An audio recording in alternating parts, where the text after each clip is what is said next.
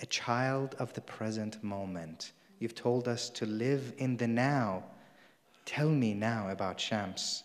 Mawlana says, fine, but it is better that I speak of Shams by telling you stories about the tales of others.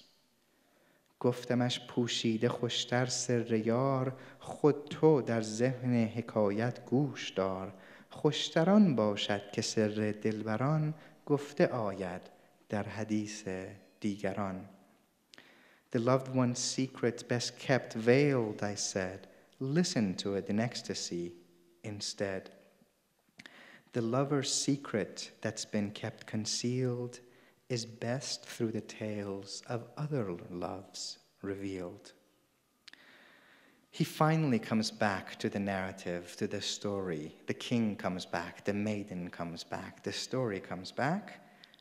But from this point on, we can read the Masnavi as a sometimes direct, sometimes indirect attempt to talk about separation and union, both from the divine origin and from the human beloveds who have provided us a mirror, an Ayna, for that divine. Let's think about just one quick story, and I know most of us are familiar with the structure of the Masnavi. Just think about the first daftar, the first volume of the Masnavi. In the beginning, we begin with the story of Nay. Our Prophet told us, speak to people at the level of their understanding. And Mawlana does this. What is our maqam, our level at the beginning of Masnavi? We are raw. Not that we are cut off from God, but we feel cut off from God. So Mawlana begins by talking about the pain of separation from God.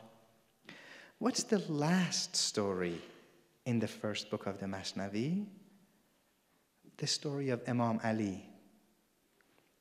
When that infidel warrior spits on his beautiful face, the face that Mawlana says was the pride of all the Anbiya and all the Awliya, and Ali, who has conquered the warrior and can cut his head off, puts his sword back in its sheath and walks away. And to that fallen warrior, he says, I am a mountain, kuh.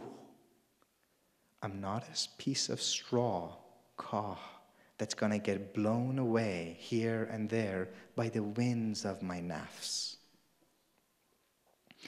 The last story of the first daftar is at the maqam, at the station of the insan kamil.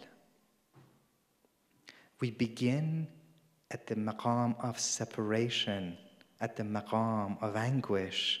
We end with the maqam of insan kamil. How has this transformation taken place? Because we have had an encounter with Shams.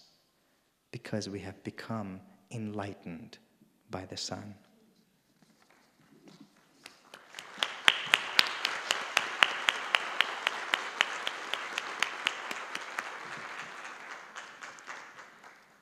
Part 2 is about what we understand about Mawlana in Shams's writings, and in particular Shams's maqalat.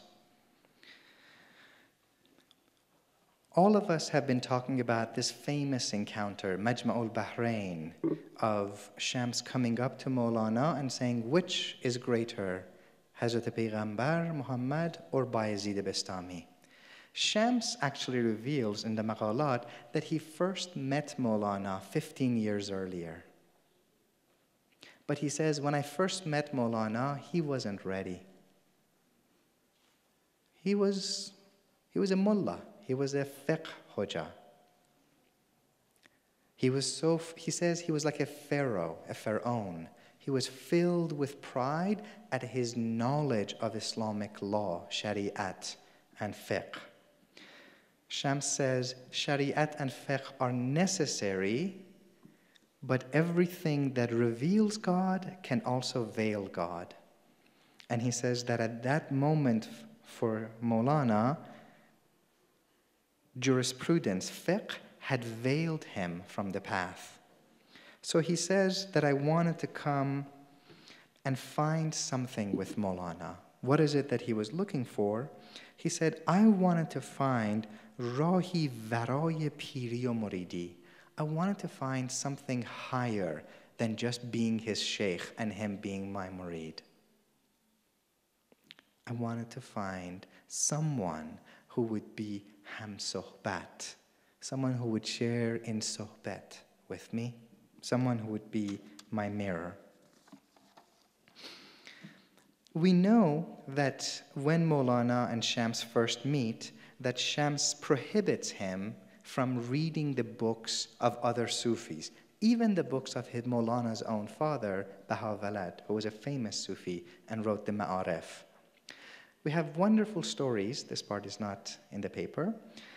We have wonderful stories where Mawlana is sitting there one day reading one of these difficult books. Shams comes by and says, "What are you doing?" Mawlana says, "You wouldn't understand."